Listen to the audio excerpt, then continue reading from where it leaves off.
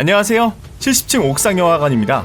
오늘은 2010년 이후 개봉한 우주영화들 중 최고의 5편을 뽑아봤습니다. 선정 기준은 비교적 현실적인 영화들을 대상으로 했다는 걸 미리 밝힙니다. 그러니까 가디언즈 오브 갤럭시나 스타트렉, 제5원소 같은 영화들은 제외했다는 거죠. 그럼 시작하겠습니다.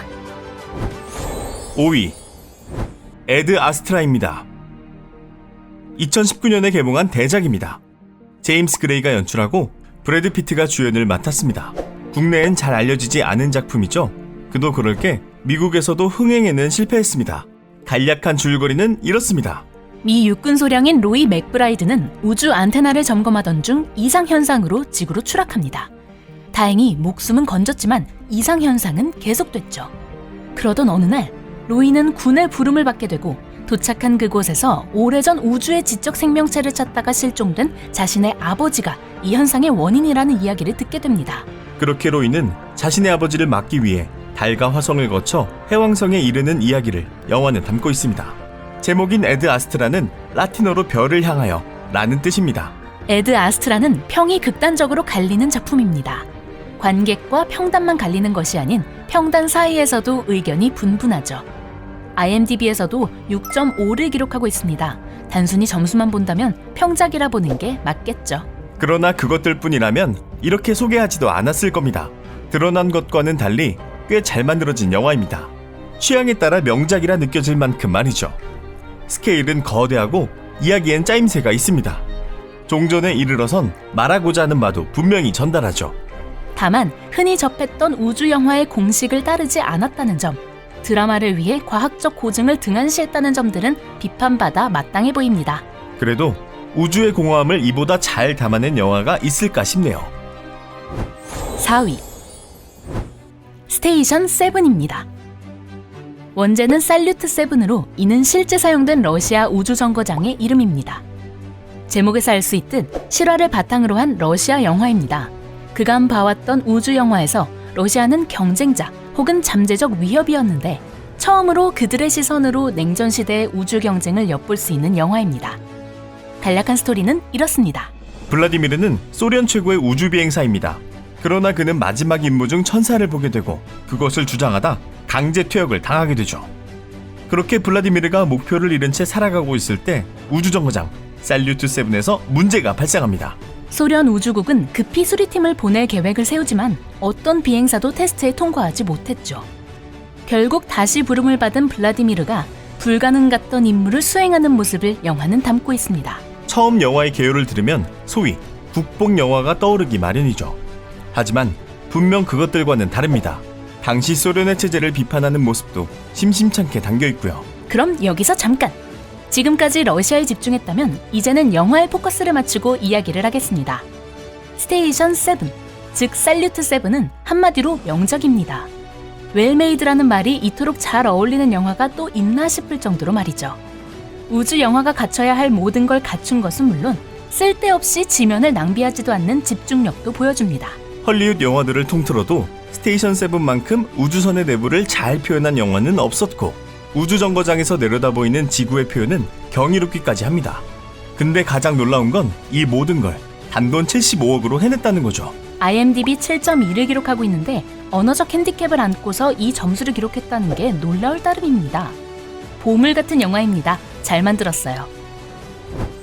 3위 마션입니다. 글래디에이터와 블랙호크 다운을 연출한 리들리 스콧 감독의 2015년작입니다. MD 위어의 소설 더 마션이 원작이며 주연은 맷 데이먼이 맡았습니다. 간략한 줄거리는 이렇습니다. RS-3팀은 화성의 18일차에 거대한 폭풍을 마주하게 됩니다. 그의 긴급 철수가 결정되고 RS-3팀은 탈출을 시도하죠.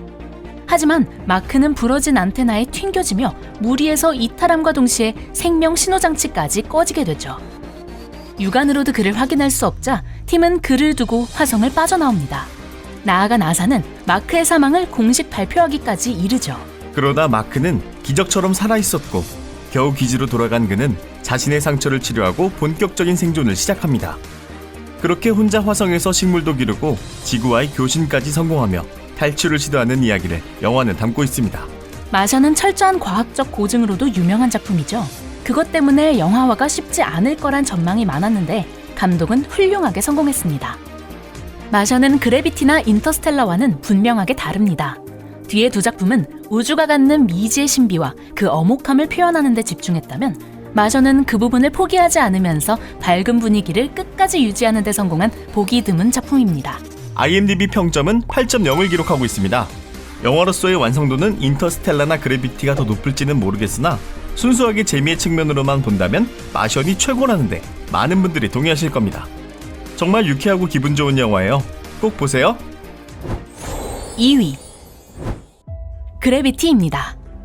2013년에 개봉한 영화로 알폰소 쿠아론 감독이 연출하고 산드라 블록과 조지 클루니가 주연을 맡았습니다. 제작비가 무려 1억 달러에 이르는 대작이죠. 그에 걸맞게 흥행에도 성공했습니다. 간략한 스토리는 이렇습니다.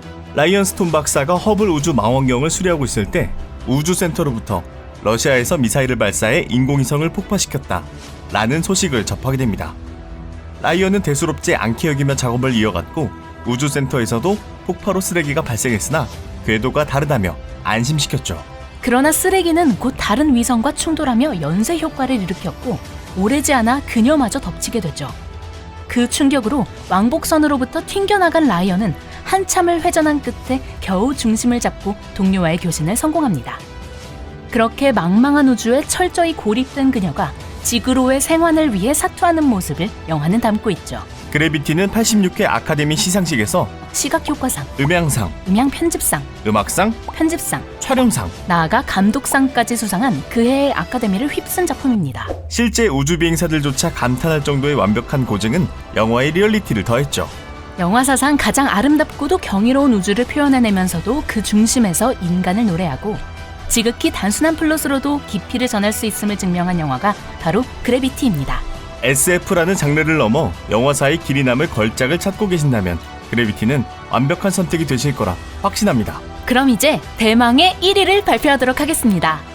많은 분들이 예상한 그 영화가 맞을까요? 1위 인터스텔라입니다. 크리스토퍼 놀란이 연출하고 매튜 맥커너이와 앤 해서웨이, 제시카 체스테인이 주연을 맡은 2014년작입니다. 간략한 스토리는 이렇습니다. 지구는 황폐하고 정부와 경제는 붕괴된 미래가 찾아옵니다. 식량도 부족하고 나사마저 해체됐지만 다행히 끝까지 남아 지구를 대체할 행성을 찾는 이들이 있었죠.